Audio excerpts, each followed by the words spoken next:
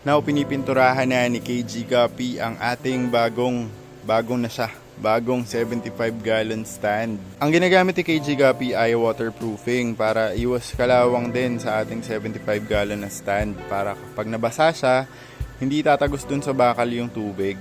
Ngayon ay nai-assemble namin ang ating bagong 75 gallon tank. Ito ay ang bagong bahay ni Ghost and ni Snow. Ito ay gusto ko talagang ipwesto dito kasi gusto ko ng two-way viewing. So, pwede mo siyang panoorin mula dito sa loob. Pwede mo rin siyang panoorin mula dun sa labas. Makikita nyo na dito ay meron pang mga watermarks. Ayan, ay lilinisin pa natin dahil hindi ko pa nalilinis itong loob ng ating 75 gallon tank.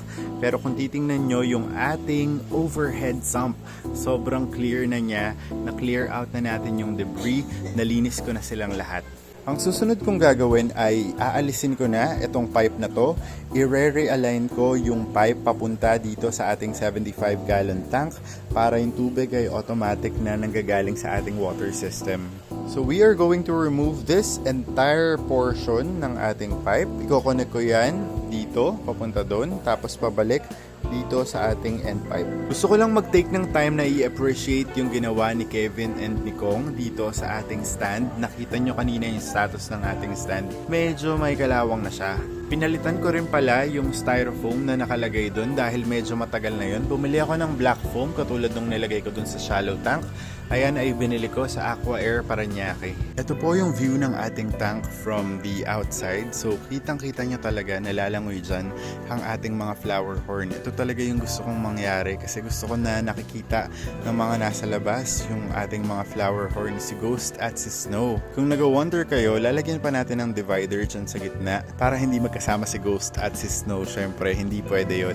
Pipings are done para dito sa ating 75 gallon tank. Kinonect ko dito yung pagpasok ng tubig. Now, on a different angle, papasok dito yung tubig, aakyat dyan, papunta dito, papunta dyan, papunta dyan. Papasok dun sa T, lalabas dun sa ating chamber, lalabas dito, ayan naman. Tapos, pupunta dito, ito ay paikot na dun sa ating mga tanks dito sa ating guppy rack. Nagdagdag pala ako ng pipings dito sa aking 75 gallon tank. Yung connected dito sa ating A3000 na pump. Normally, ang tubig ay pupunta dito, paikot, dadaan dyan sa ating filtration, pabagsak ulit sa tank. Now, kung gusto ko mag-water change, nagkabit ako ng extra pipes dito.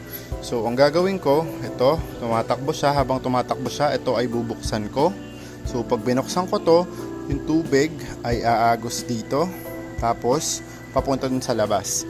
Ito ay gagamitin ko lang sa mga general water changes kapag gusto ko talaga i-empty out yung tank or gusto ko mag 50%, ayan yung gagamitin ko. Pero sa mga spot cleaning, syempre ang gagawin natin mga regular siphon lang yung gagawin natin pag nag-accumulate lang yung dirt dyan konti. Ganun nag-work yung pipings dito sa aking 75 gallon tank for the flower horn.